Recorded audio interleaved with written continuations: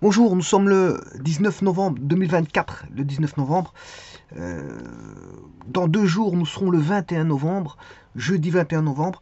Et dans un mois après ce 21 novembre, ben, on sera en hiver. Donc dans un mois, dans un mois et 2 jours, nous serons exactement en hiver. Alors sachez qu'aujourd'hui, 19 novembre, hier et aujourd'hui, bon, il ne fait que pleuvoir. Avec ces venteux, on entend le vent voilà, qui sifflote. Euh, je peux vous dire que euh, ça fait un grand changement, bon, un grand changement. C'est-à-dire qu'il y a un changement brusque euh, de l'environnement. Pourquoi? Parce que ben, les arbres, en espace de 2 jours de mauvais temps, a suffi pour que les arbres soient à moitié dénudés. Donc on avait des feuilles qui étaient bon sur les routes, les feuilles des arbres, bien sûr, je parle d'un environnement boisé. Dans un environnement boisé avec quelques arbres où, je veux dire, tout ça est perceptible, eh bien, en 2 jours de temps, la route à côté voilà, de la forêt ou du bois, peu importe, ben, c'est rempli de feuillage. Feuillage, voilà, des feuilles mortes. Et donc, ce qui veut dire qu'en l'espace de 2 jours, le processus alors que ça fait déjà un mois qu'il y a un processus où les feuilles commencent à tomber. Mais ici, en l'espace de 2 jours, la météo était très mauvaise, fait en sorte que ça a donné un coup de fouet à ce que les arbres se dénudent quasiment de moitié, hein. Voilà, en espace de 2 jours, bon, on voit le processus hivernal qui s'approche et notamment 2 jours suffisent à ce que, je veux dire, les arbres soient quasiment à moitié dénudés. Donc voilà, vous voyez, c'est en l'espace de 2 jours que l'environnement peut changer, je veux dire, grandement. En l'espace de 2 jours, il suffit, voilà, beaucoup de pluie sur 2 jours, beaucoup de vent sur 2 jours, et ça suffit pour que, voilà, euh, le processus, voilà, euh, de changement des feuilles se passe depuis un mois. Enfin, je veux dire, pour l'instant, elles sont en train de tomber. Le processus de chute des feuilles se produit depuis un mois. Mais ici, sur 2 jours de temps, mais ça suffit pour avoir, je veux dire, un travail qui va faire en sorte que, je veux dire, la moitié des feuilles sont tombées au sol. En 2 jours, en l'espace de 2 jours. Alors que ben, le processus prend en cours depuis un mois. Bon, c'est aussi étrange que ça puisse paraître, mais vous voyez que euh, l'environnement peut changer sur l'espace de 2 jours, 2, 3 jours. Et on connaît un mauvais temps, hein, parce qu'il pleut, il fait que pleuvoir, et bon, il y a du vent, comme je dis, ça s'entend.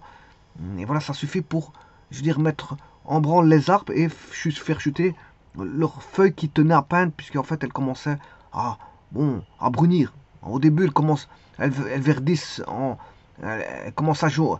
Du vert, elles passent au jaune, du jaune, elles passent au brun. Voilà, et puis au brun, bon, elle ne tient plus, elle tombe, elle finit par tomber. Voilà, et mourir au sol. Voilà. Ceci étant dit, bon, maintenant, sur un sol qui est du bitume, bon, il faut nettoyer voilà, ces feuilles mortes. Par contre, sur de la terre, les feuilles mortes ont une incidence parce qu'elles concourent à faire travailler euh, les terres. Voilà, il y a un échange entre les feuilles mortes et les terres. Voilà, voilà un échange de matière entre les feuilles mortes et la terre. Par contre, si vous avez une route, il n'y a pas d'échange parce que c'est du bitume. Une route, c'est fait pour rouler, c'est pas pour voilà, à dire fertiliser la terre. On va pas rien fertiliser avec des feuilles mortes qui tombent, je veux dire, au sol d'une route. Ça ne ramènerait pas des insectes, ça ne ramènerait rien du tout. Voilà, on va dire ça comme ça. Alors, ceci étant dit, ici, je vais faire une vidéo qui va concerner ce qu'on appelle le vecteur rotation qu'on trouve en MCU, MCUA. Des moments où ça tourne, ben voilà, on peut définir ce qu'on appelle en MCU, mouvement circulaire uniforme, et en M point, mouvement circulaire uniformément varié ou accéléré, MCUA. Eh bien, dans ces deux cas de figure-là, bon, la trajectoire elle est circulaire, ça vous le savez, parce que c'est un mobile qui, voilà, qui se déplace sur une trajectoire circulaire, voilà, centré bien sûr en un centre de rotation. Eh bien ici, je vais voir le vecteur, ce qu'on appelle vecteur. On peut introduire Bon, il faut trouver les bons mots. Il faut trouver les bons mots parce que je vais introduire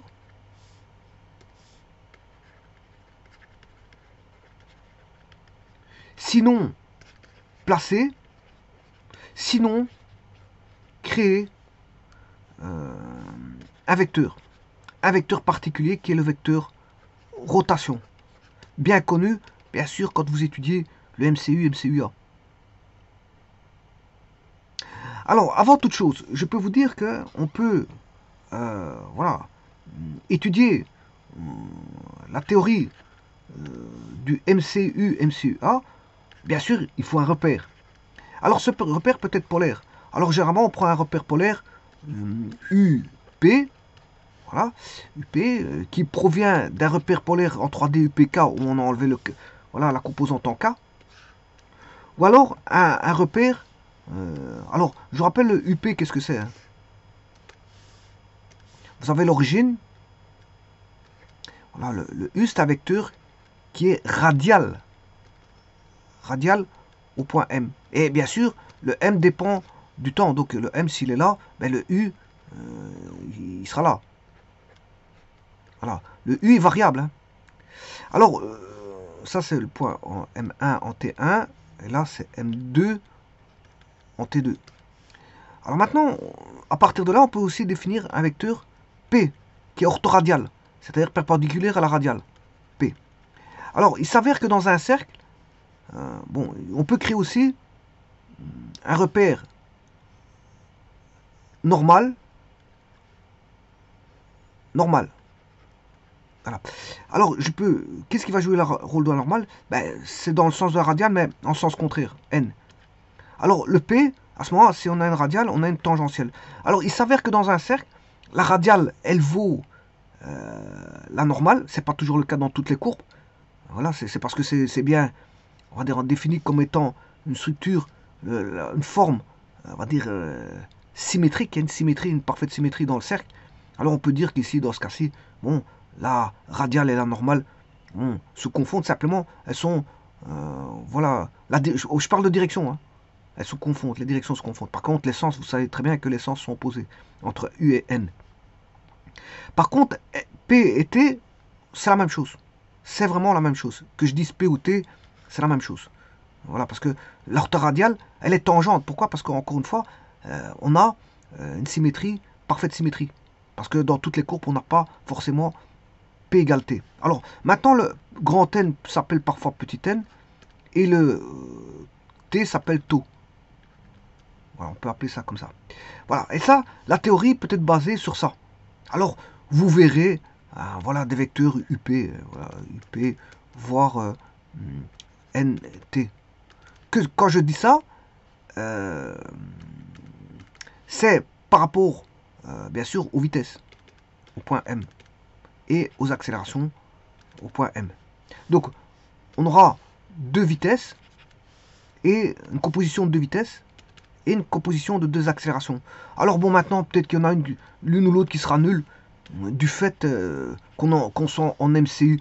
Voilà, si vous êtes en MCU, bah, vous savez très bien que la vitesse radiale, elle est nulle. En MCU ou MCUA, la vitesse radiale, elle est nulle. Voilà. Alors, bon, en MCU, on a ceci. Ça fait 0. Voilà, ça c'est en MCU. Il n'y a pas d'accélération tangentielle. Là, vous avez une accélération orthoradiale, voire tangentielle, pour la vitesse, ici. Et on a une accélération, ici, normale, qui est V carré sur R. Ou oméga carré R, ou encore oméga fois V. Voilà. Ça, c'est l'accélération centripète. Bon. Et en MCU, ben, on a ceci. Voilà, on a ceci. Alors maintenant, en MCUA, ici, on a une accélération tangentielle. C'est normal parce que l'accélération est constante. Voilà, on a une accélération oméga prime égale constante en MCUA. Alors, on va la retrouver ici. Voilà. Donc vous voyez que il ne reste plus qu'un facteur qui est nul, c'est toujours la vitesse suivant la composante centripète. Voilà. Donc vous voyez qu'on peut faire une théorie relative aux vecteurs, on va dire, repères polaires. Ah, on peut le voir autrement, hein. Voilà, on peut faire une théorie par rapport un repère cartésien, OXY. Un repère cartésien. Mais on peut faire une théorie par rapport au vecteur oméga, qui est le vecteur de rotation. Voilà. Le cartésien, je ne l'ai pas encore fait, hein, je le ferai. Je le ferai. Donc je ne vais pas l'indiquer. Cartésien, on va mettre un axe XY tout simplement. XY. Je verrai ça en son temps. Je veux dire, je n'ai pas encore vu ça. Voilà, le mouvement MCU, MCUA, en cartésien, je ne les ai pas encore vus. Mais disons que je peux voilà, l'étudier par rapport à un vecteur oméga de t. Alors attention, oméga de t est constant si on est en MCU. Mais il est variable si on est en MCUA. Alors voilà. Donc on a un vecteur de rotation. Et ici, je vais l'aborder sous la forme de vecteur de rotation. Alors, avant toute chose, bien sûr, quand vous faites de la cinématique, quel que soit le, comment on appelle ça, la trajectoire, si vous faites de la, il y a quelque chose de fondamental qu'il faut connaître en cinématique.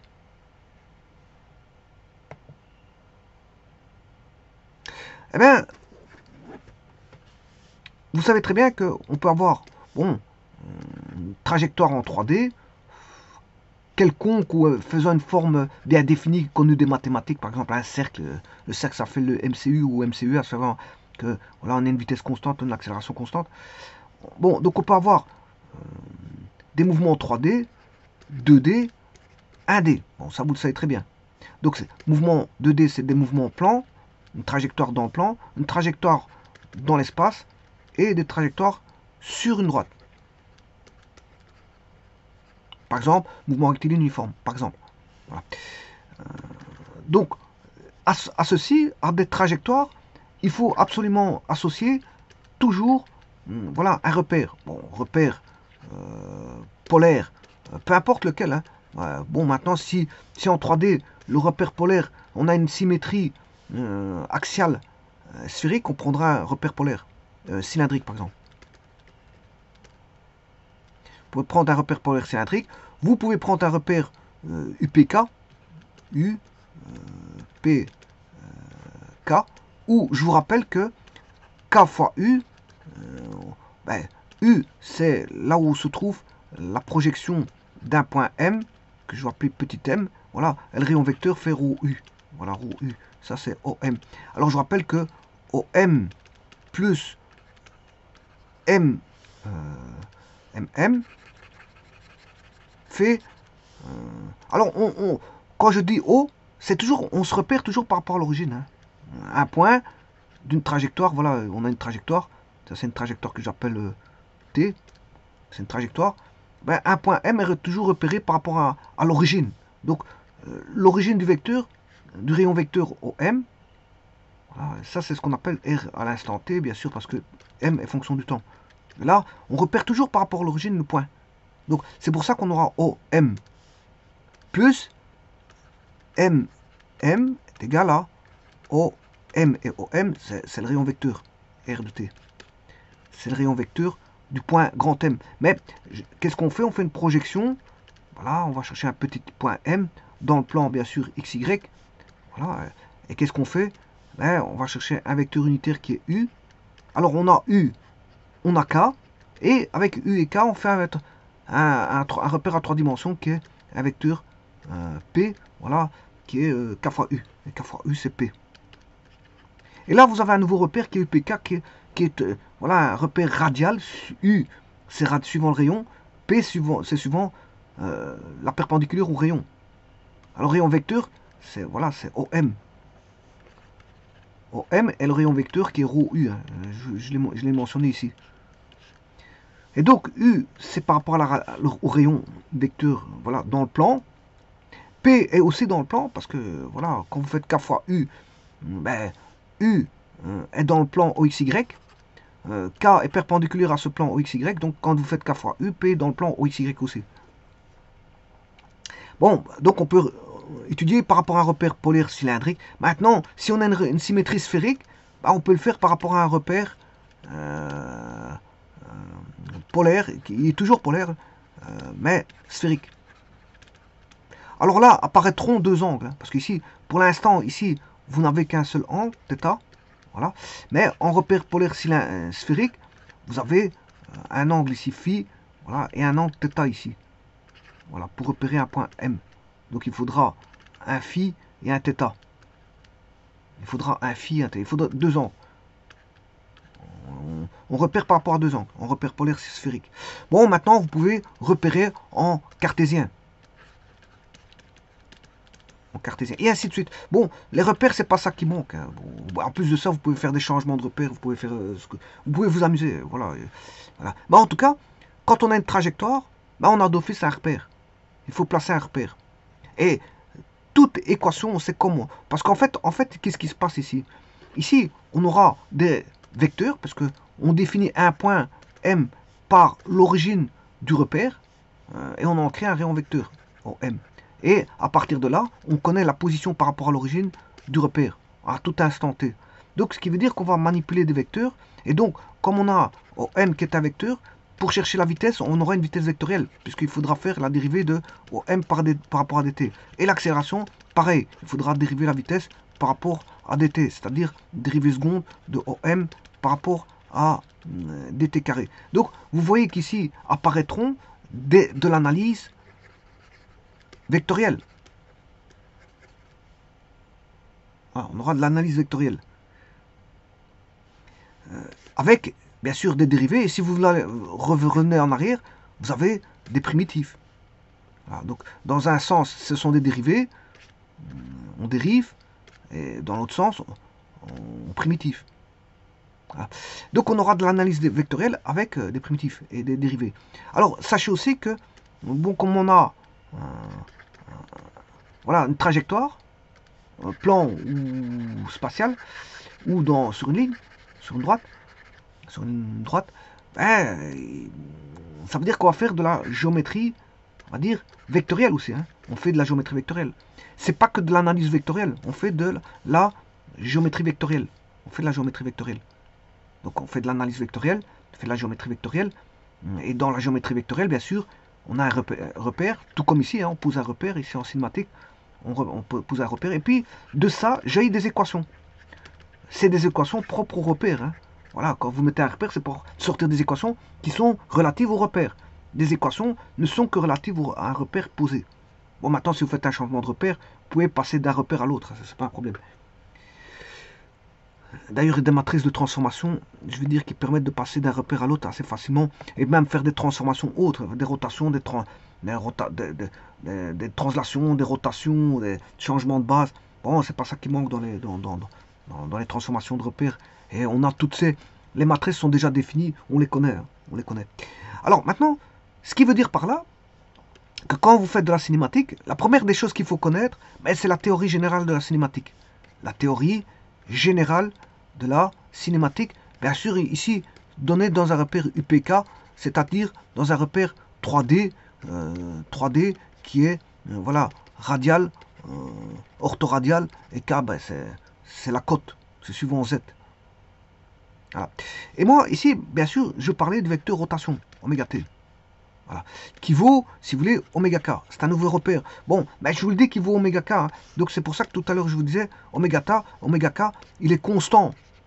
Oméga est constant si on est en MCU. Pourquoi? Parce que oméga est constant en MCU. Maintenant, il est variable. Il va dépendre du temps si on est en MCUA. Voilà. Ça, c'est une chose. Bon. Alors, je vous le dis d'emblée que ce vecteur, il vaut oméga, c'est le vecteur de rotation, oméga k. Et donc, on peut introduire un petit peu voilà, de la cinématique sur base de ça. Mais, malgré tout, il faut connaître la théorie générale de la cinématique. Voilà. Alors, que dit la théorie générale de la cinématique? Il faut déjà aborder ça. Et ça, il faut connaître par cœur quand vous faites voilà, de la cinématique. Hein. La théorie générale, la théorie de la générale de la cinématique, théorie générale de la cinématique, ne peut pas être oubliée. Ne peut pas être oubliée parce que c'est sur base de ça que tout on va dire, c'est sur cette théorie que tout est basé. Que tout est basé dans les études. Alors, on part bien sûr des repères qui est U, P, K. Alors, je rappelle que c'est ρ U c'est rho U plus ZK, et rho U c'est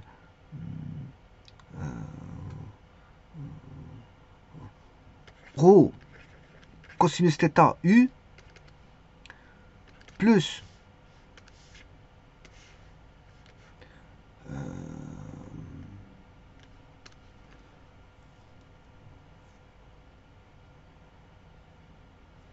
en P rho sinus θP plus ZK. Voilà. Vous reconnaissez rho U plus ZK, c'est-à-dire vous reconnaissez OM plus MM qui est la cote. Voilà, et ça c'est le vecteur OM. Vous reconnaissez OM. Voilà, et donc, voilà, rho U.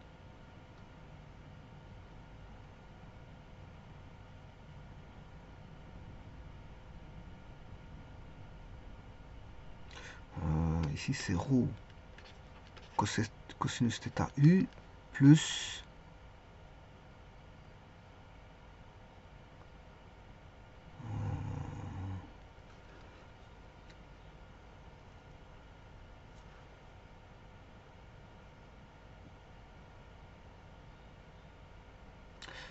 c'est sinus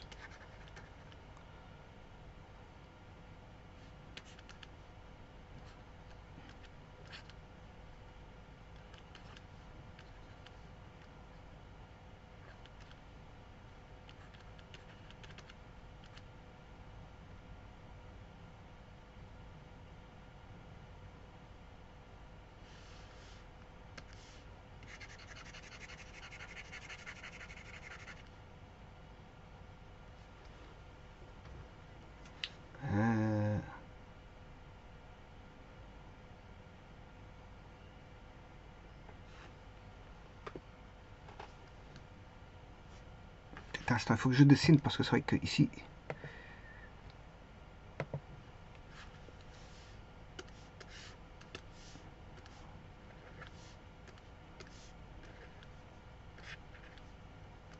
oui c'est ça, c'est suivant IJ. Alors j'aurai U, voilà, c'est moi qui me trompe, c'est pas PK, il me semble qu'il y a quelque chose qui est rho U, ça c'est bon, K, mais là ça va donner, ça c'est bon, ouais, donc tout ça c'est bon, hein. Simplement ce qui n'était pas bon c'est juste ceci, c'est rho cosinus θ I, rho sinus θ J avec un rho ici plus ZK, et là je l'ai par rapport à IJK. Voilà, par rapport à IJK. Donc on a OM est égal à rho cosinus θ I plus rho sinus θ J plus ZK. Voilà. Alors la matrice de transformation par rapport à IJK, je rappelle, c'est alors ici c'est U, hein. C'est pas, j'aurais pas de rho U parce que c'est un vecteur unitaire, hein. Je dois pas faire fois rho, hein. C'est un vecteur unitaire, donc c'est cosinus θ, sinus θ, 0, et puis vous dérivez pour avoir le P, voilà, si vous faites K fois U, voilà, vous avez P. Mais en vérité, aussi, si vous faites dérivée de U par rapport à θ, vous avez P. Mais si vous faites la dérivée de P par rapport à θ, vous avez moins U. Alors, là, on aura moins sinus θ, cos θ, 0, 0, 0, 1. Voilà, on va dire ça comme ça. Et si vous voulez la matrice inverse, si vous voulez UPK par rapport à IJK, là, à ce moment, vous transposez ceci, hein, parce que c'est une matrice orthogonale, elle est définie comme une matrice orthogonale, donc si vous cherchez son inverse, il suffit de la transposer, vous aurez son inverse. Et donc, il est facile de trouver son inverse, assez aisément. Il suffit de la transposer. Donc, en gros, vous aurez un moins ici. Voilà, et là, il sera plus. Et le reste, il ne bouge pas. On va dire ça comme ça. Bon, ceci étant dit, on a OM. Maintenant, je vais parler du vecteur. Je vais mettre la théorie générale de la cinématique. Qu'est-ce qu'elle dit? Et puis, je vais parler du vecteur. Comment créer le vecteur oméga. Oméga. Alors pour l'instant, j'ai un repère qui est U, P, K. Attention à ça. Pour l'instant, il est comme ça mon repère. Hein. Donc radial, orthoradial P. Voilà. Alors si vous voulez une normale, la normale généralement elle est contraire. La normale, comme je l'ai dit, il suffit de prendre avec voilà, la direction de la radiale, aller rechercher le point où il se trouve en projection. Voilà, ici c'est le repère O. Là vous avez le point M à l'instant T. Voilà, là à l'instant T aussi parce que c'est variable. Hein. Voilà, si M il change de place, le vecteur U il change de place. Hein. Et donc P changera de place, mais pas... U et P sont variables en direction, mais pas en intensité parce qu'il vaut 1. Voilà, K ne variera pas en direction, il reste à sa place. Voilà, donc, quelle que soit la position du point M, le K va pas varier. Alors, ceci étant dit, ici, si vous voulez un vecteur normal, vous mettez comme ceci. Hein. Voilà, N. Alors, ici, le vecteur P, il est orthoradial. Si vous le mettez comme ceci, voilà, ici, vous avez un vecteur tangent.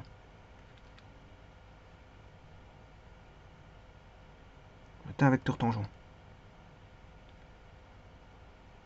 Alors, c'est aussi le vecteur P. Hein. Mais il n'est plus à l'origine, il n'est plus placé à l'origine, mais il est placé au point petit m. Voilà, on va dire ça comme ça. Alors, maintenant, sachant ceci, je vais vous dire que si vous connaissez donc OM qui vaut ρ U plus ZK, voilà, ρ plus ZK,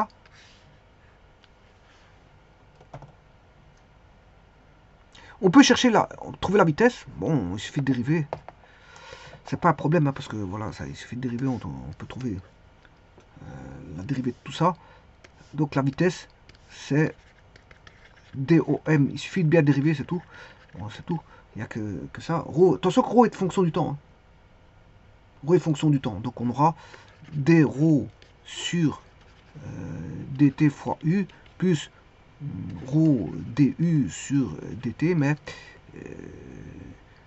du sur dt, il faut repasser par du sur dθ fois dθ sur dt. Là vous avez compris qu'on aura, ici c'est p, dérivé de u par rapport à θ, donc vous aurez ρ p dθ sur dt. Donc voilà, donc ça c'est le p. P que je vais placer ici bien sûr.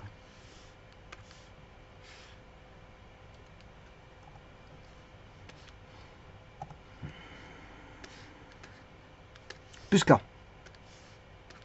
Plus ZK. Voilà. Et là vous avez déjà directement la vitesse. d ρ u. Et là, vous voyez que on a la vitesse radiale, orthoradiale. Si j'ai un MCU, ou peu importe, un MCUA, voilà, en tout cas, on n'a plus de K parce qu'on n'est pas dans l'espace, on est dans le plan, on bannit ceci, il reste ceci. Alors, là, on aura toujours 0, que ce qu'on soit en MCU ou en MCUA, on aura toujours 0 parce que dans un MRU, enfin MCU ou MCUA, ρ égale R, vous dérivez ρ par rapport à dt, ça fera toujours 0. Ça fera toujours 0. Donc il restera, donc la vitesse, on va dire centripète, elle est toujours nulle. Elle est toujours égale à 0. 0 U. Elle est toujours égale à 0 U, ou si vous voulez, elle vaut toujours 0, en vecteur, vectoriellement. Donc qu'est-ce qui va rester? Ben, il va rester ρ dθ sur dt. Et ça, c'est la vitesse tangentielle, puisque je vous ai dit que t et p c'est le même, sa vitesse tangentielle. Ici, bon, si vous voulez la vitesse normale, ben, il faudra mettre un moins. Il faudra mettre un moins, parce que je veux dire, U et N sont opposés. U et N sont opposés. Voilà, donc ce qui veut dire que là, vous avez la vitesse. C'est la vitesse pour un MCU, c'est, voilà, alors, en MCU, ça c'est oméga. MCU, c'est constant. En MCU. Mais sinon, c'est variable. En MCUA.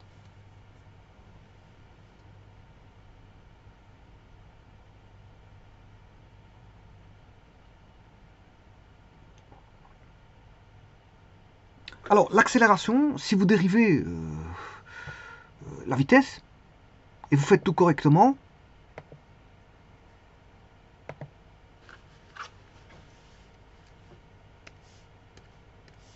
l'accélération au point M, ouais, il suffit de dériver la vitesse au point M par rapport au temps. Voilà. Et normalement, si vous faites bien les choses, l'accélération sera donnée par une différence en U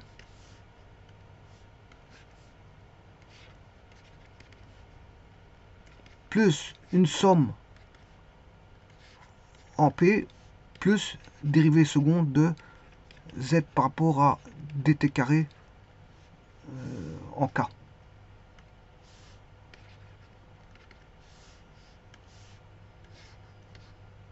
Alors, celui qui est là, ici, c'est 2 fois d sur dt fois dθ sur dt. Voilà. Alors ici, en MCU, ceci, ça vaut toujours 0. Qu'on soit en MCU ou en MCUA, ça vaudra toujours 0. d sur dt, voilà. Parce que le ρ, il vaut R. Et si vous dérivez ça, ça fera toujours 0.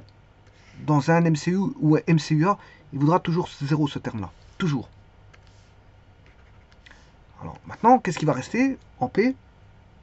Bon, en K, pour un MCU ou un MCUA, on n'a pas de K. Donc celui-ci, c'est nul. Vous voyez, c'est aussi simple que ça. Voilà. Il n'y a pas de K.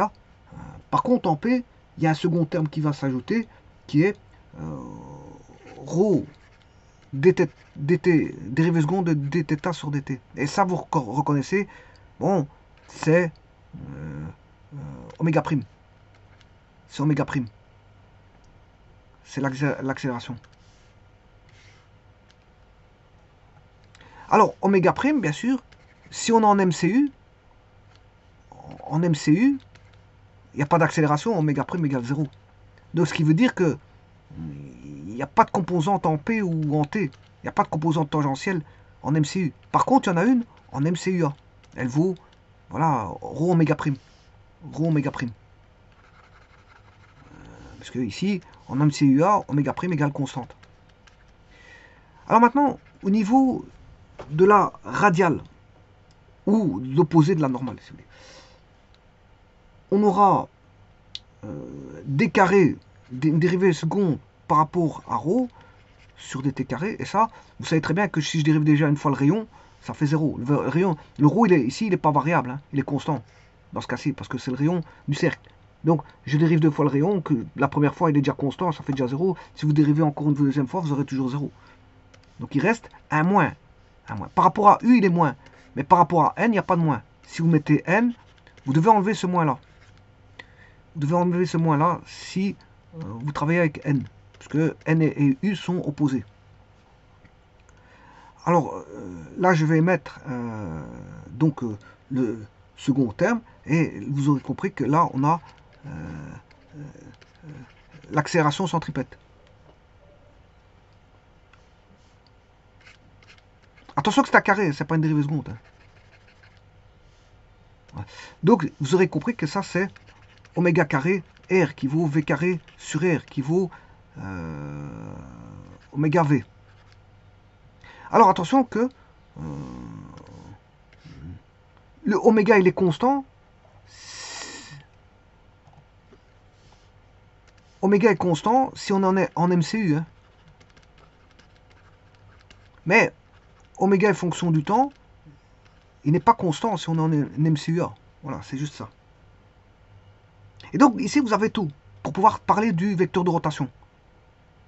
Alors, le vecteur de rotation, ben, comment on va le définir? Mais c'est plus le vecteur de rotation, je vais le définir par rapport à K.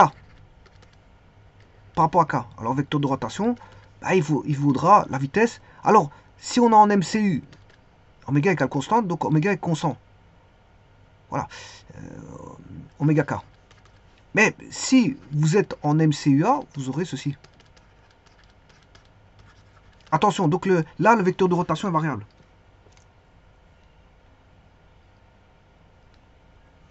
Attention à ça.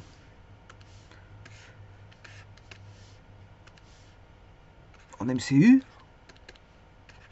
en MCUA. Vecteur de rotation constant.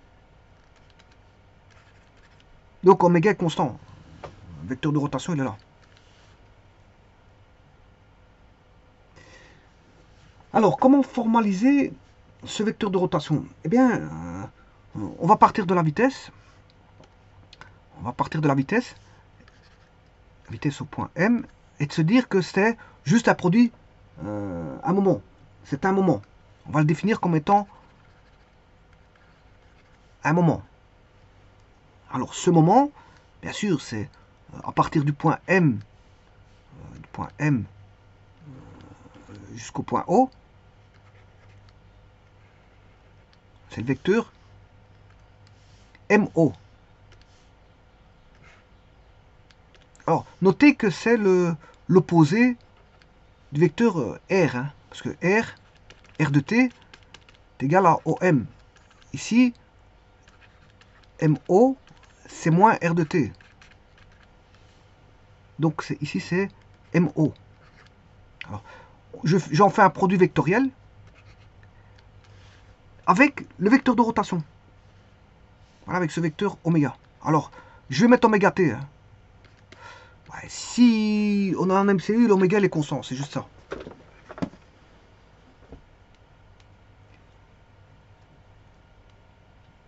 Ici, je généralise aussi bien pour un MCU que pour un MCUA. Je généralise, donc il faut réadapter si c'est constant ou pas. Attention à ça. Donc, le VM, il vaut... C'est un moment, c'est le calcul d'un moment. Je peux avoir connaissant le vecteur position et le vecteur de rotation, je peux avoir le vecteur vitesse, VM. Donc sa définition exacte, elle est là. Donc vous voyez que c'est un vecteur porté par l'axe perpendiculaire au plan de la circonférence, puisque le plan de la circonférence est IJ. Plan de la circonférence, c'est IJ ou UP. IJ. Voilà, donc on a une trajectoire circulaire comme ceci, puisqu'on a un mouvement circulaire. M de t. Voilà. Alors, IJ, ou bien sûr, si je peux mettre par rapport à U,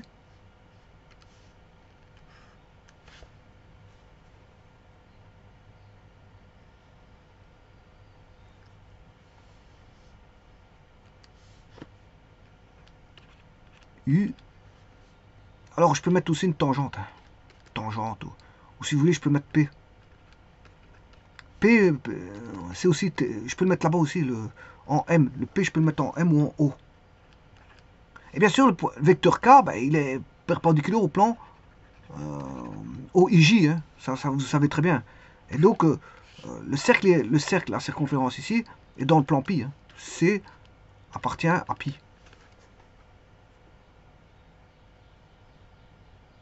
Voilà. Et à partir de là, ben, je vais aller chercher la théorie de la... théorie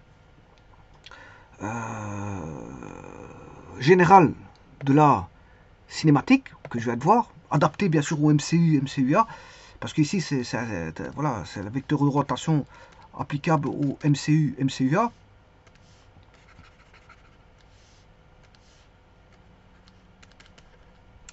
Qui est égal à oméga k, et je vous rappelle qu'oméga c'est dθ sur dt fois k.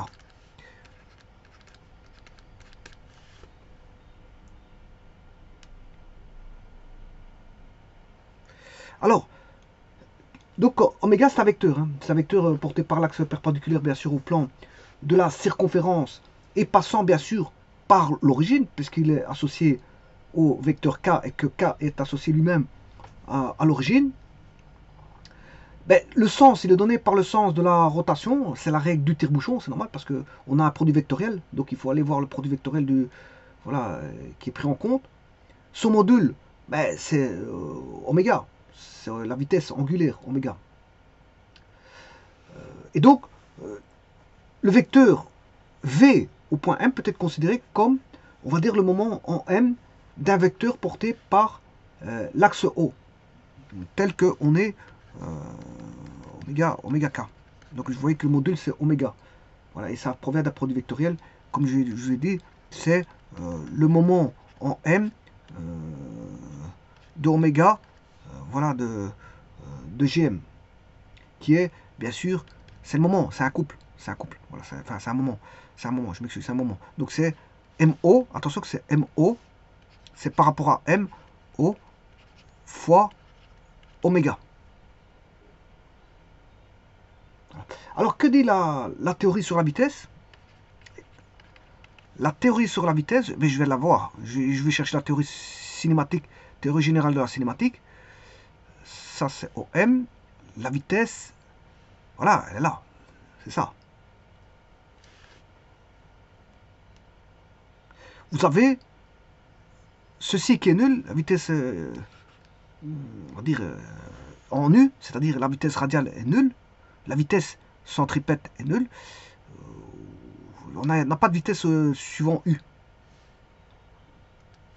On n'a pas de vitesse suivant la radiale. Mais suivant la tangente, on en a une, qui vaut R dθ sur dt. Alors, suivant qu'on a un MCU, oméga est constant, ben à ce moment-là, oméga est constant, sinon, ben, il est dépendant du temps. Tout simplement, si c'est un MCU. Donc, ce qui veut dire qu'ici, je peux dire que c'est R oméga, ou oméga R, hein. Oméga R, R oméga, voilà. Alors il n'y a qu'une seule composante parce que la radiale, suivant U, elle est nulle. Suivant U, elle est nulle.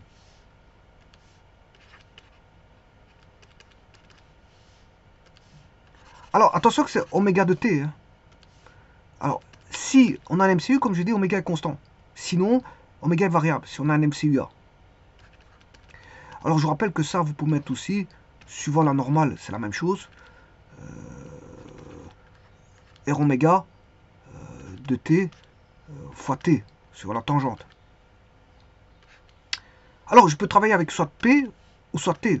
C'est la même chose. C'est la même chose.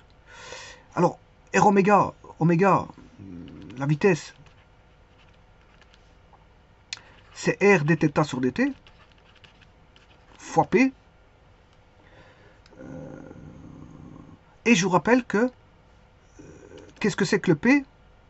Le P, je vous rappelle que c'est K fois U. Hein. Et il est là. P, c'est K fois U. On définit voilà, un repère 3 dimensions à partir de deux vecteurs qui sont U et K. Et je rappelle que, comme je l'ai dit tout à l'heure, P est dans le plan OXY, U est dans le plan OXY.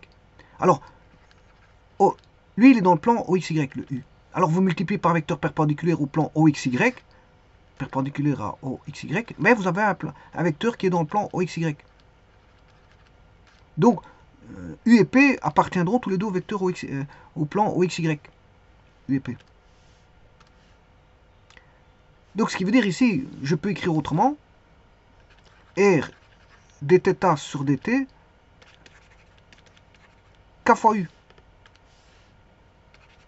Alors pourquoi j'écris ça? Vous avez compris que c'est parce que je dois faire intervenir le vecteur K et le vecteur dθ sur dt qui est le vecteur de rotation. Je vais le faire apparaître. Tout simplement. Alors je vais réécrire.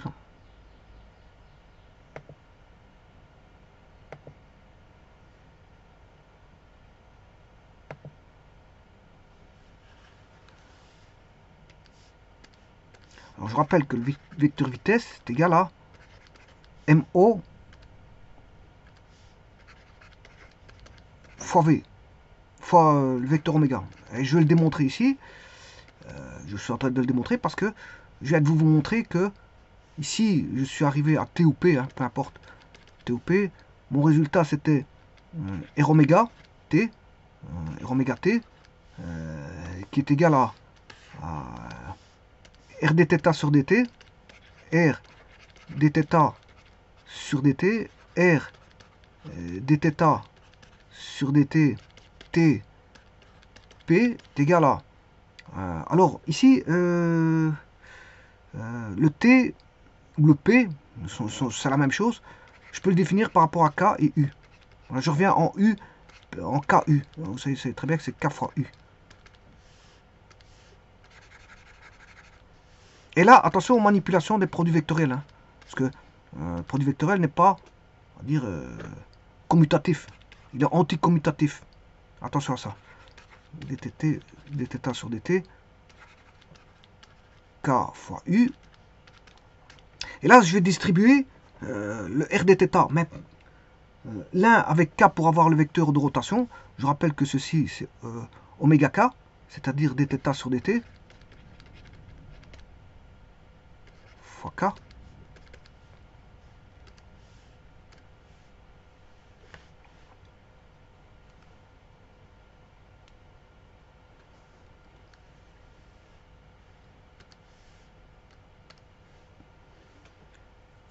Et donc, j'écrirai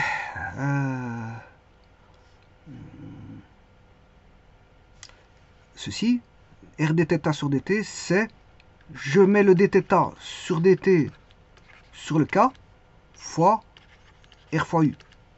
Or, MO, c'est, attention que M il est là, O il est là, oui, R fois U, oui, ça c'est bon. Donc ce qui veut dire que MO il est là.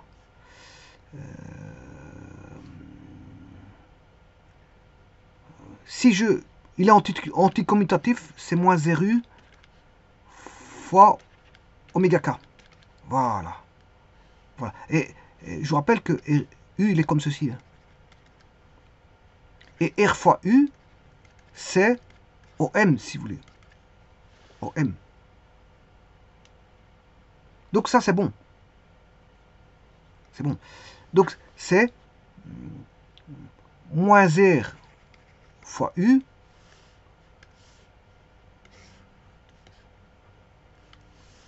fois oméga k. Voilà. Et le vecteur de rotation il est là. Vous l'avez ici. Le vecteur de rotation il est là. C'est oméga k. Voilà. Maintenant, c'est aussi un petit peu rendre la vie un peu plus difficile. Pourquoi dire MO? Ben, je peux dire OM. Je vous rappelle que le produit vectoriel est anticommutatif. Donc je vais écrire VM est égal à MO fois le vecteur de rotation.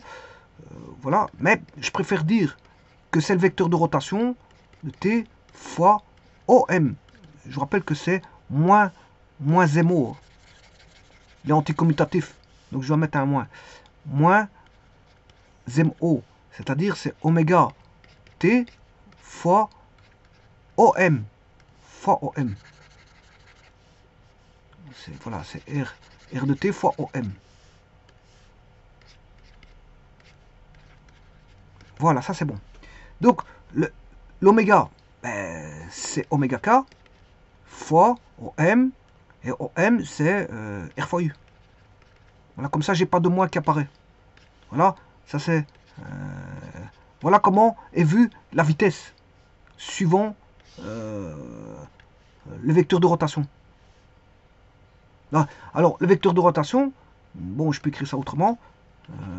Vecteur de rotation, c'est oméga de t, c'est-à-dire dans ce cas-ci, c'est oméga k, oméga t. Alors, si c'est un MCU, oméga est constant. Si c'est un MCU, oméga est variable.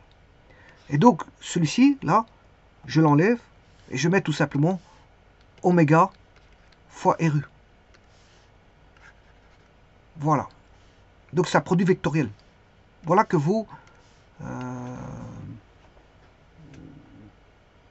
la vitesse. Que vaut la vitesse.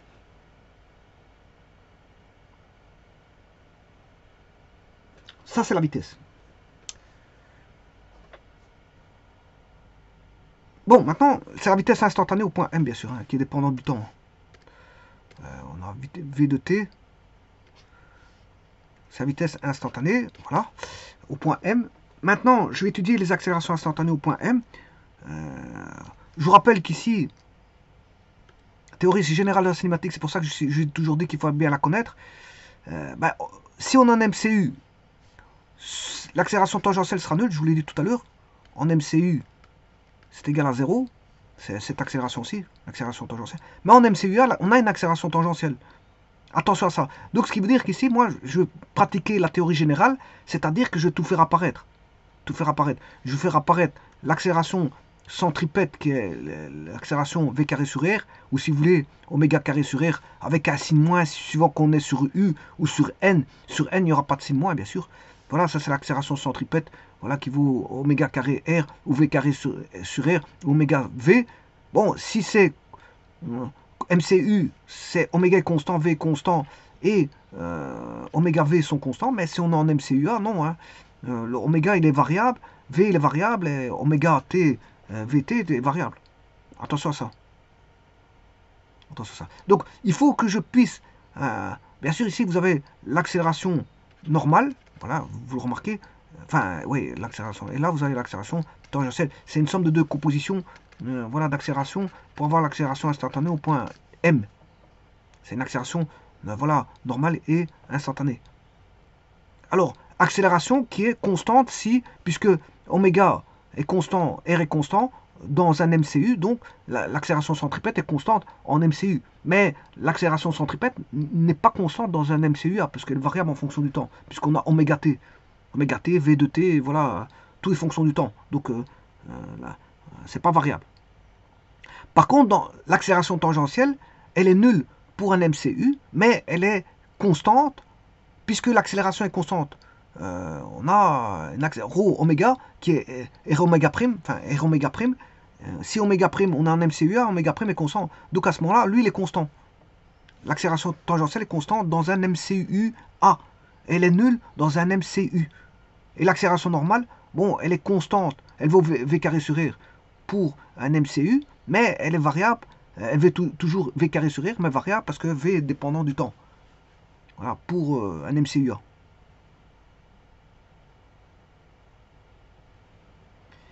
Alors,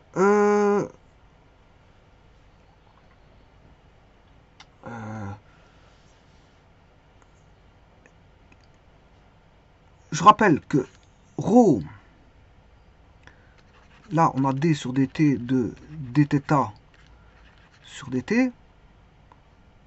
Bon, je suis en train de faire ceci. Hein. C'est ρ, c'est r, dérivé de la vitesse par rapport au temps.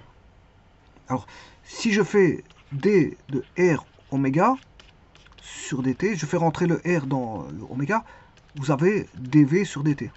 La dérivée de la vitesse circonférentielle qui est dépendante du temps si en MCUA. Donc là, je peux écrire autrement. L'accélération instantanée au point M est égale, suivant la composante normale, qui bien sûr qui est le contraire de, voilà, de U. Hein.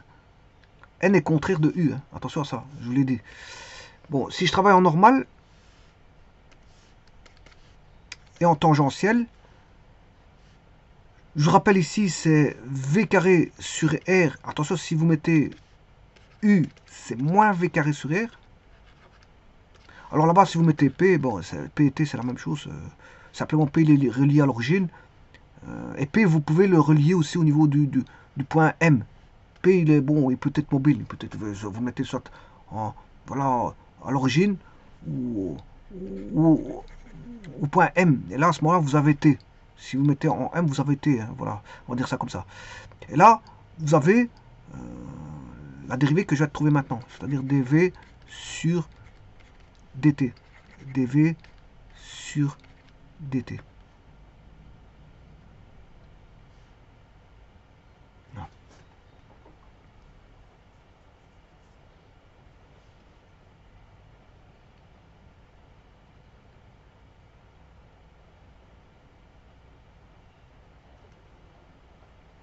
Alors maintenant, bien sûr, je vais l'exprimer par rapport à vecteur de rotation.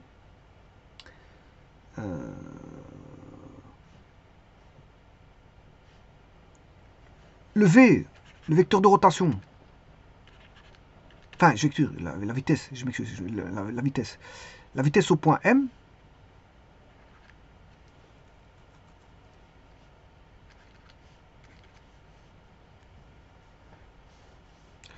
La vitesse au point M, je vais de la voir par rapport au vecteur de rotation, c'est oméga fois RU.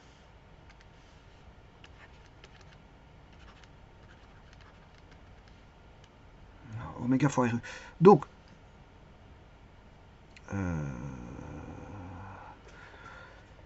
le U, qui est bon, le U, je peux travailler avec N ou U. Hein. Bon, soit je travaille avec N ou U, et TP. Bon, je peux travailler avec normal et tangentiel.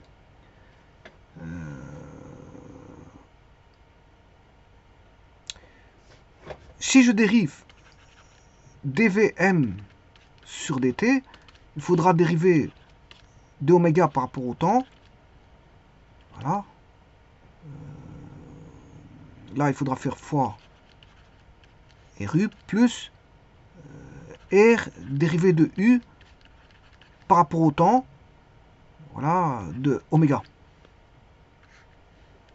C'est simplement une dérivée. J'ai fait F. F fois G en dérivée vectorielle. F fois G, c'est F prime G plus F G prime. J'ai juste fait ça. Bon, simplement, c'est du vectoriel. C'est juste ça. C'est F fois G. F prime G plus F G prime. Simplement en vectoriel. Alors,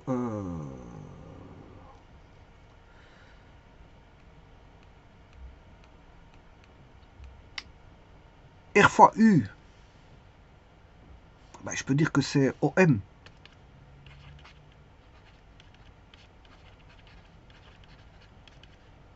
R fois U, c'est OM. Alors, RDU, dérivé de U par rapport au temps, on va se retrouver avec P.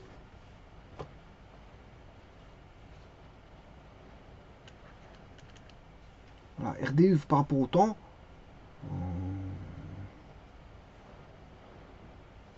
On va se retrouver avec P. Oui, attention qu'ici, ce sont des produits vectoriels. Hein. Parce que ici, si je dérive, ouais, c'est un produit vectoriel. Attention à ça. Donc ici, c'est d'oméga fois OM.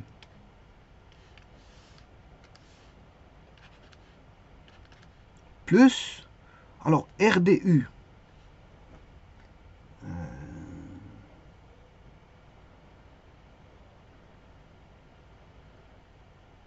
Oméga d oméga RU, attention qu'ici je me trompe aussi parce qu'il faut faire attention quand on a un produit vectoriel, il faut faire très attention parce qu'il est anticommutatif. Je peux pas faire n'importe quoi, sinon ça va induire un signe et ce sera pas bon, un signe moins, enfin un signe opposé, on va dire un signe opposé.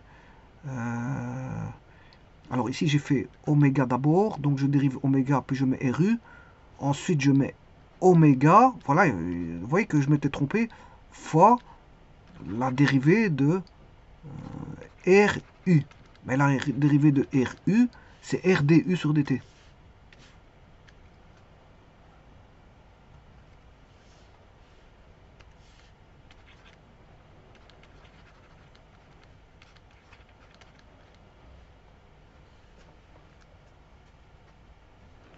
Alors,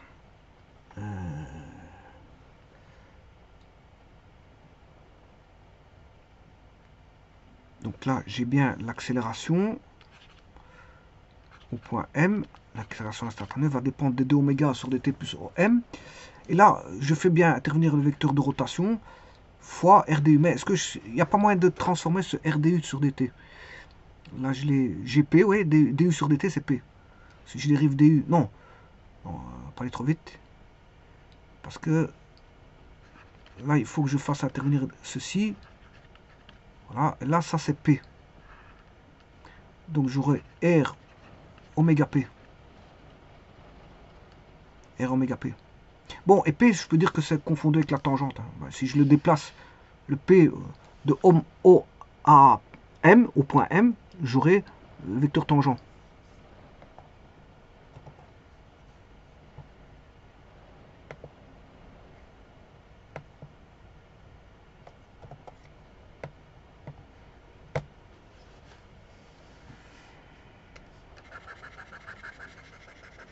C'est la dérivée d'un vecteur unitaire qui est P. Hein. Voilà. Ça, on sait bien que ça donne P. Et donc là, on aura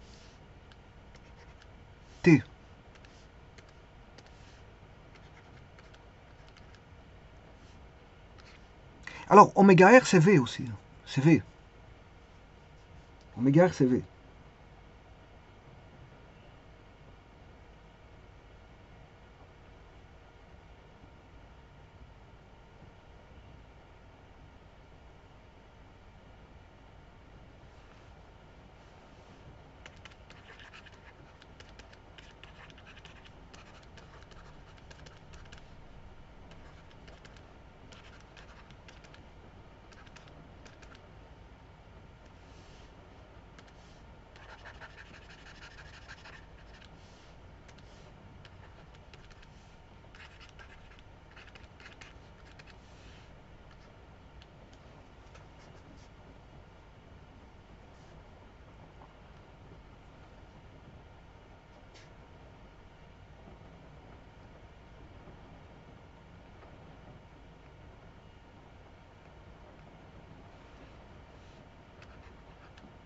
Bien sûr, VM.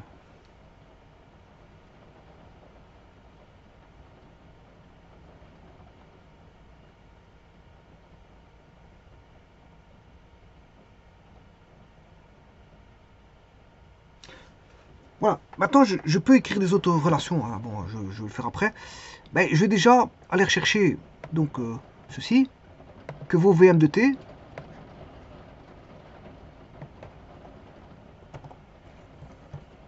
La vitesse instantanée donnée par rapport au vecteur de rotation. Voilà que vaut la... Il est donné par rapport au vecteur de rotation.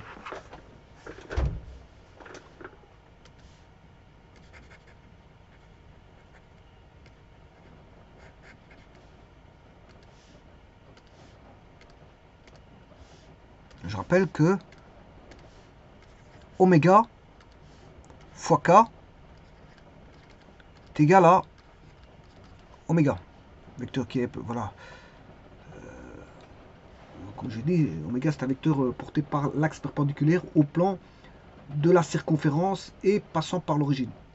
Et comme j'avais dit, son sens est donné par le sens de la rotation, par la règle du tire-bouchon, parce qu'on a un produit vectoriel. On a un produit vectoriel ici. Voilà, on a un produit vectoriel. Alors, l'accélération,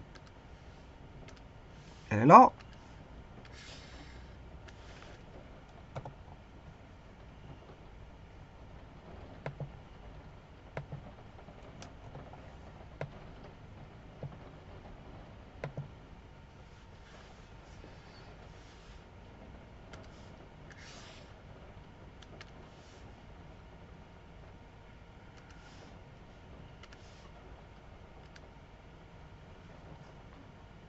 Donc, c'est d carré. Alors, R fois U, c'est OM. Hein. Ici, R fois U, je peux mettre OM. Je vais mettre, ici, je vais mettre OM.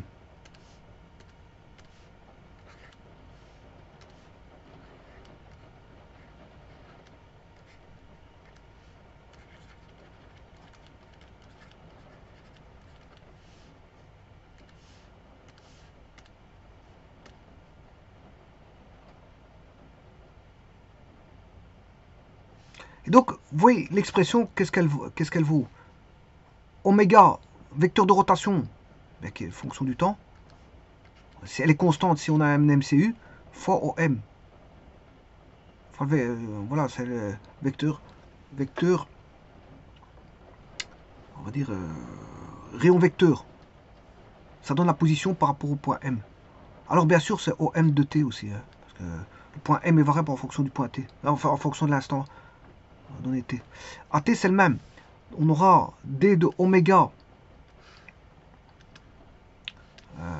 T. Si il est variable en fonction du temps, si c'est un MCUA, voilà, pour le vecteur de rotation, on dérive le vecteur de rotation et on multiplie vectoriellement par OM, qui lui est fonction du temps aussi. Alors, oméga sera constant, bien sûr. Le vecteur de rotation sera constant si on a un MCU, comme je vous l'ai dit.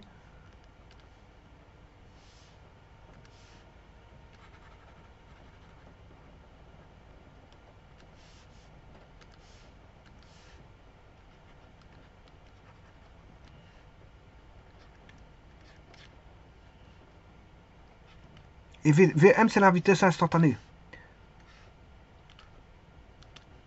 Vm est la vitesse instantanée.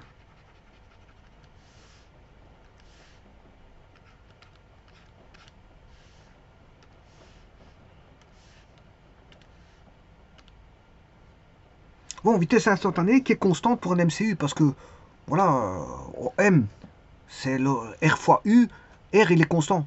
Voilà, R est constant. Si maintenant vous avez la vitesse angulaire oméga qui est constant, mais le vecteur oméga est constant. Si vous faites oméga fois OM, ben Vm est une constante, donc la vitesse est constante là. Si on en a en MCU, hein, en MCU. Et pour l'accélération, en MCU, ce sera juste on n'aura qu'une seule accélération qui est centripète parce que la tangentielle n'existera pas. Voilà, on n'a pas d'accélération tangentielle en MCU, mais on a une accélération centripète qui elle est constante en MCU. Et en MCUA, on aura deux accélérations, une centripète et une tangentielle. Une tangentielle qui est constante et une centripète qui est, on va dire, variable. Et là, le vecteur oméga est variable en MCUA. En MCUA. Bon, maintenant, ayant ceci, je peux écrire différemment, bien sûr, ces écritures-là. Hein. Le problème, c'est qu'on a deux vitesses. Enfin, c'est pas un problème, c'est comme ça. MCUA induisent deux vitesses. Une vitesse angulaire et une vitesse voilà, qui sont interdépendantes l'une de l'autre. Hein. Voilà, V égale oméga R. V égale oméga R. Il faut tenir compte de deux vitesses qui sont données dans deux voilà, unités différentes. En mètres par seconde pour Vm et pour oméga, c'est radian par seconde. Et bon, il faut faire avec. C'est pour ça que ça induit, voilà, ça gonfle un petit peu, je veux dire, les équations du MCU, MCUA. C'est parce qu'on a deux vitesses. Donc parfois, il faut parler l'un par rapport à l'autre. D'ailleurs, c'est ce que je vais faire ici. Que vaut oméga? C'est oméga k. Oméga k. Donc, je peux dire que l'accélération instantanée à l'instant t, bon, ça revient à faire la dérivée d'oméga. Et la dérivée d'oméga par rapport au temps, mais c'est la dérivée d'oméga k par rapport au temps, c'est-à-dire que, voilà, voilà, c'est la dérivée. Alors k il est constant, hein, un vecteur constant. Donc je peux dire que c'est k d'oméga sur d. Ouais, je peux le garder comme ça. Je peux le garder comme ça. Voilà, je peux le garder comme ça. Alors j'aurai d oméga sur dt fois k. Alors je rappelle, OM c'est le rayon fois U. Voilà, plus oméga t fois Vm. Oméga t, c'est oméga fois k. Oméga c'est oméga fois k fois Vm. Vm c'est oméga R.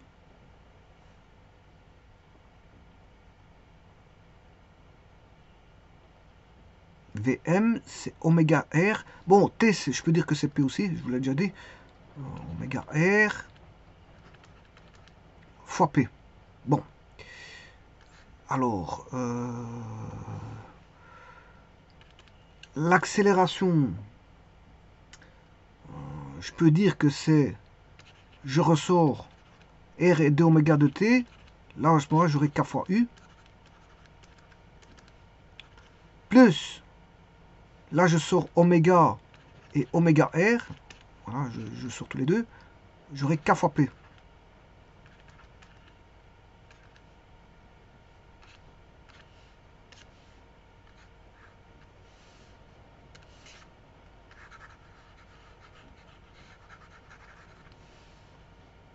Alors, c'est R d oméga sur dt. K fois P, vous savez très bien que c'est P. K fois U, je m'excuse, K fois U c'est P. K fois U, c'est P.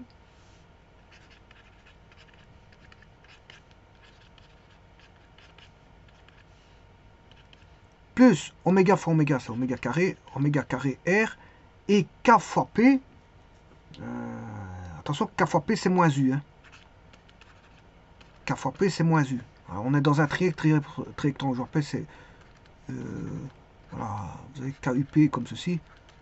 Voilà. Ou alors, vous pouvez le faire avec les dérivés. Hein. Voilà. Celui-ci, c'est comme si on dérivait U par rapport à dθ. Vous avez P. Et celui-ci, c'est comme si on dérivait P par rapport à dθ. Et on a moins U. C'est un petit peu la même chose. Voilà. Et donc, bien sûr, ce moins-ci, je vais l'enlever. Et le mettre ici. Et vous avez la loi voilà, de la théorie générale de la cinématique qui ressort. Hein.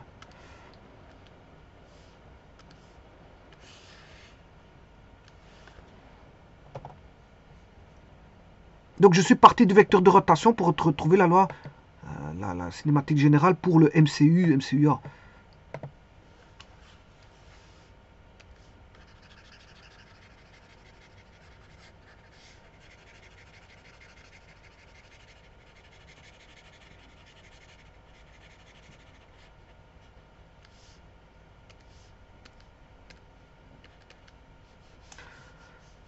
Donc l'accélération instantanée au point M est donnée par moins oméga carré R U. Vous reconnaissez l'accélération V carré sur R, moins V carré sur R qui est égal à moins oméga V, voilà, fois U, plus R d oméga sur dt, P, et vous reconnaissez, voilà, oméga prime, R oméga prime. Et là, vous avez, voilà, la loi de la cinématique générale appliquée au MCU et MCUA. Bon, il faut réadapter hein, pour avoir MCU, MCUA. Bon, là, à ce moment-là, oméga prime égale constante pour le MCUA. Pour le MCU, oméga prime égale 0, tout simplement. Pour ici, le MCUA, oméga, MCUA, oméga est variable, c'est en fonction du temps. Et pour le MCU, ben, oméga est constant. Voilà, c'est juste ça. Voilà, et ici, là, on aura dérivé. Voilà, c'est juste ça. Donc, vous voyez que je suis parti du vecteur rotation. Ben, je repars du vecteur rotation. Alors, vous avez bien vu que je suis parti de la théorie générale de la cinématique pour tomber sur le vecteur de rotation. Donc, ici, ce que j'ai fait, c'est quoi? Bon, c'est aussi simple que ça. C'est, ben, j'ai fait les deux. Je suis parti de la théorie générale de la cinématique pour aboutir à la définition et à bien sûr au vecteur, bien sûr en MCU, MCUA, à parler du vecteur oméga t qui est le vecteur de rotation qui est oméga k. Voilà. Donc de la théorie générale de la cinématique, je suis retombé sur le vecteur de rotation, à parler du vecteur de rotation, à le définir, à l'exprimer en MCU et MCUA par rapport au vecteur de rotation. Bon. Et inversement, ben, qu'est-ce que j'ai fait? J'ai fait l'inverse. Du vecteur de rotation ainsi défini, bon, il est connu, on sait ce que c'est. Peut-être un sang parce qu'il faut du noir et pas du gris.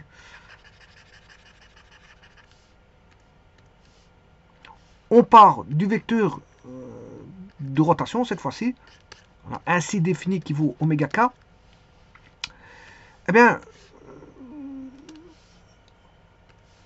qu'est-ce que je fais? Ben, je retombe sur la théorie générale de la cinématique adaptée au MCU, MCUA. L'approche n'est pas la même, elle est inverse. C'est deux approches inverses. Là, on connaît celui-ci, on connaît voilà, oméga. Voilà, et on en fait on en recrée la théorie par l'entremise de la théorie générale de la cinématique. on en recrée voilà, les lois du MCU et MCUA, tout simplement. Mais là, ici, par rapport à la théorie générale du cinématique, je ressors le vecteur oméga. Je le définis. C'est pas la même chose.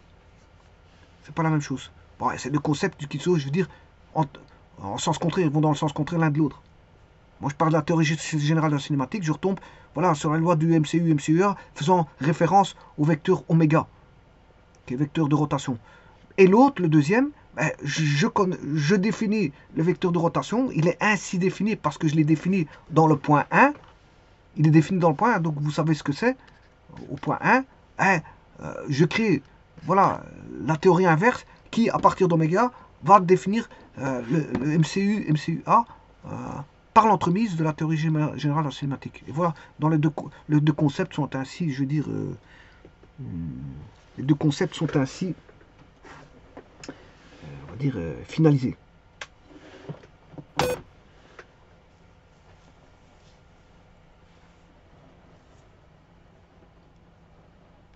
Donc, vous pouvez parler, quand vous avez un mouvement circulaire uniforme ou un mouvement circulaire uniformément accéléré, vous pouvez y placer un vecteur de rotation sans aucun problème.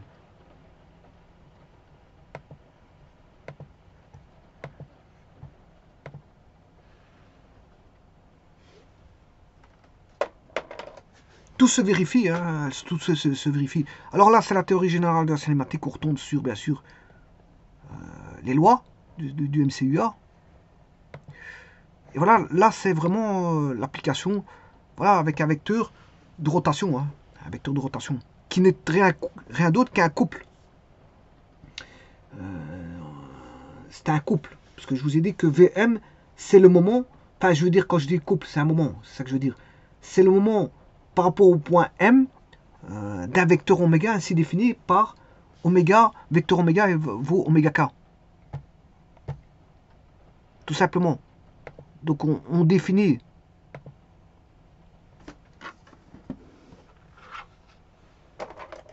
le moment. Bien sûr, M c'est le point où se trouve c'est un point de la trajectoire. Hein.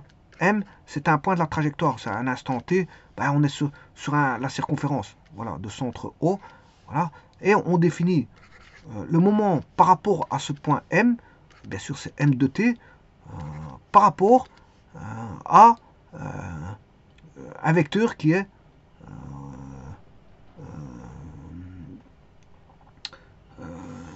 enfin par rapport à oméga, c'est ça que je veux dire.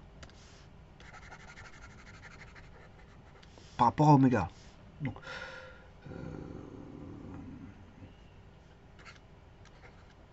mais oméga, bien sûr, le vecteur oméga, c'est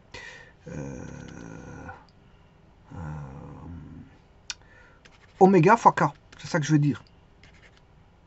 Donc là, c'est la vitesse instantanée. À l'instant t, ben, elle est donnée par voilà, le moment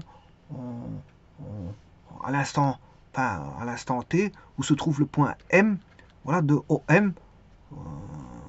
Et ça, vous savez très bien ce que c'est. Le moment par rapport au point M de t du vecteur oméga, ben, comme je vous l'ai dit, c'est oméga, c'est MO. Par définition purement appliquée, c'est MO fois oméga. Mais vous savez très bien que ça, c'est oméga fois OM. Voilà. Et donc, on aura oméga k fois OM. C'est-à-dire, OM, c'est R fois U. Voilà. Oméga fois K R fois U.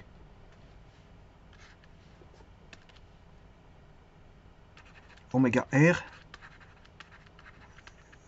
K fois U. Oméga R P. Voilà. Et vous avez la vitesse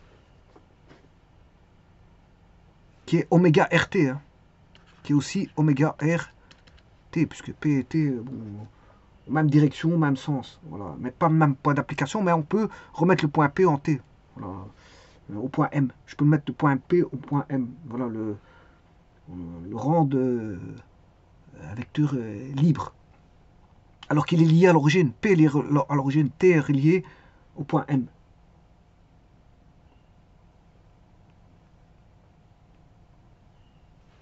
Et alors, bon, oméga, bien sûr, c'est dθ sur dt r t, ou r dθ.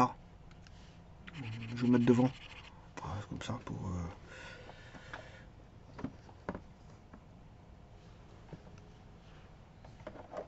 Voilà, et ça, c'est le vecteur de rotation. Bon, donc je peux le redéfinir, hein, le réexprimer. Le vecteur oméga, le vecteur de rotation oméga, porté par l'axe perpendiculaire parce que c'est oméga k. Le vecteur oméga, attention qu'ici c'est bien sûr oméga t dépendant du temps si on a un MCUA, mais constant si on a un MCU.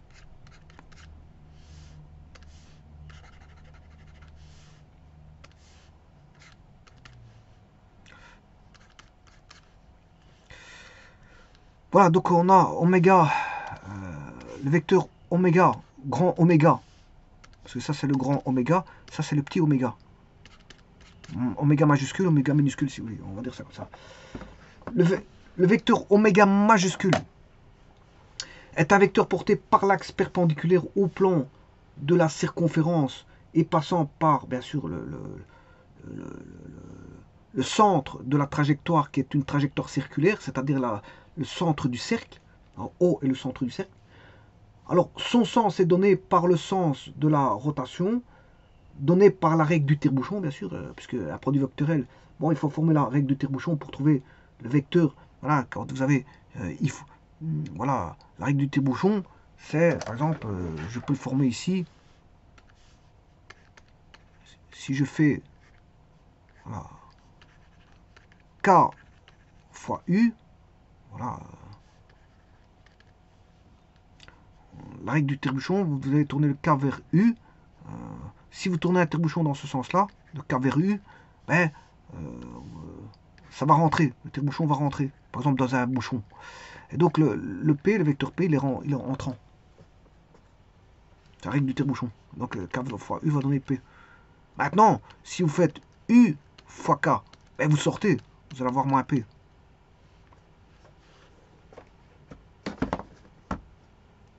Vous sortez du plan formé par KU, c'est ça que je veux dire dans ce cas-ci. Et donc le module du vecteur rotation, il vaut tout simplement la vitesse de rotation, oméga, qui est constante si on a un MCU et variable si on a un MCUA. Et donc, qu'est-ce que c'est que la vitesse à ce moment-là? La vitesse instantanée. Qu'est-ce que c'est que la vitesse instantanée? Par rapport à oméga, ben, la vitesse instantanée est considérée comme le moment au point M d'un vecteur porté par l'axe O qui est le vecteur de rotation. Donc la vitesse est ainsi définie par rapport à, on va dire, un vecteur de rotation. Vm est défini par rapport à un vecteur de rotation. Donc on se base sur un vecteur de rotation pour définir la vitesse Vm. Donc la vecteur vitesse instantanée à l'instant t du mobile qui est au point M de la trajectoire circulaire, ben, peut être considérée comme la vitesse étant considérée comme le moment en M d'un vecteur porté par l'axe OZ, qui est voilà, composante en K, qui est voilà, ce vecteur, c'est le vecteur de rotation. Donc Vm est défini par rapport à oméga, on va dire. Vm est défini, c'est le moment par rapport à oméga. C'est le moment Vm, la vitesse est le moment par rapport à oméga. La vitesse instantanée est le moment par rapport à oméga. Majuscule, bien sûr, hein, oméga majuscule. Je vous remercie.